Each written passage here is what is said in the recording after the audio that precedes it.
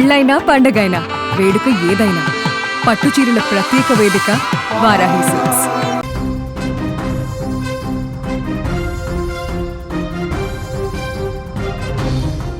కూకట్పల్లి జనతానగర్లో తీవ్ర విషాదం చోటు చేసుకుంది.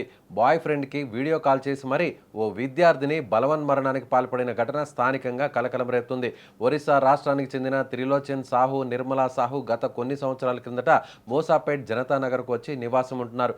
వీరికి ఓ కుమార్తె కూడా ఉంది. ఆమె స్థానికంగా ఉన్న స్కూల్లో 9వ తరగతి చదువుతోంది. ఈ నేపథ్యంలో అదే పాఠశాలలో పార్ట్ టైం టీచర్గా నరేష్ గత కొంతకాలం నుంచి పనిచేస్తున్నారు. ఈ నేపథ్యంలో బాలికకు నరేష్కు సాన్నిహిత్యం ఏర్పడి సామాజిక మాధ్యమం ద్వారా చాటింగ్ చేసుకుంటున్నట్లు సమాచారం. ఈ విషయం తెలిసిన తల్లిదండ్రులు ఇద్దరికీ కౌన్సిలింగ్ ఇచ్చి నరేష్కు మరోసారి అమ్మాయితో మాట్లాడకూడదంటూ వార్నింగ్ ఇచ్చారు. అప్పటి నుండి నరేష్ ఆ బాలికను దూరం పెట్టడం ప్రారంభించాడు.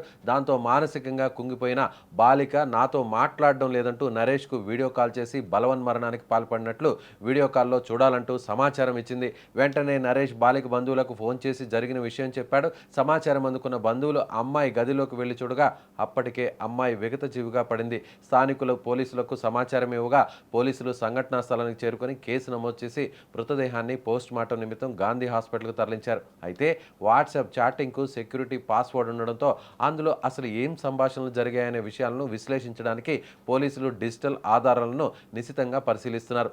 మరోవైపు ఉపాధ్యాయుడితో ఉన్న సంబంధమే తమ కుమార్తె ఆత్మహత్యకు కారణమైందని ఆరోపిస్తూ బాలిక కుటుంబ సభ్యులు కూకట్పల్లి పోలీసులకు ఫిర్యాదు చేశారు. ఈ ఫిర్యాదు మేరకు ఉపాధ్యాయుడు నరేష్ను పోలీసులు అదుపులోకి తీసుకొని విచారిస్తున్నారు. ప్రస్తుతం ఈ ఘటన స్థానికంగా కన్నీళ్లు తెప్పిస్తోంది. పొట్టకూటి కోసం, పిల్లల భవిష్యత్తు కోసం ఊరి కాని ఊరు వచ్చి కాయ కష్టం చేసుకుంటున్న ఆ తల్లిదండ్రులను కన్నీరే మిగిలింది.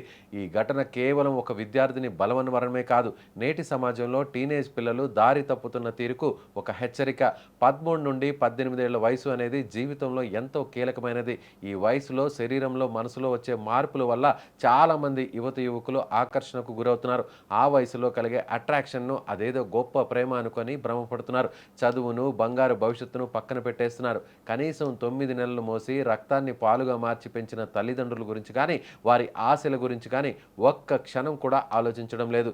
ఎవరో బయట వ్యక్తి కోసం క్షణికావేశంలో ఇలాంటి కఠినమైన నిర్ణయాలు తీసుకొని కన్నవారికి కడుపు కోత మిగులుస్తున్నారు. తల్లిదండ్రులు ఇలాంటి ఘటనలపై మీరు కూడా అప్రమత్తంగా ఉండాల్సిన అవసరం ఉంది.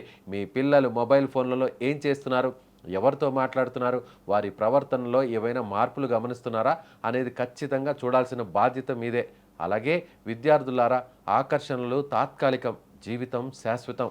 మిమ్మల్ని నమ్మిన తల్లిదండ్రులను మోసం చేయకండి, మీ భవిష్యత్తును నాశనం చేసుకోకండి. ఈ ఘటనపై మీ అభిప్రాయాన్ని కూడా కామెంట్ రూపంలో తెలియచేయండి.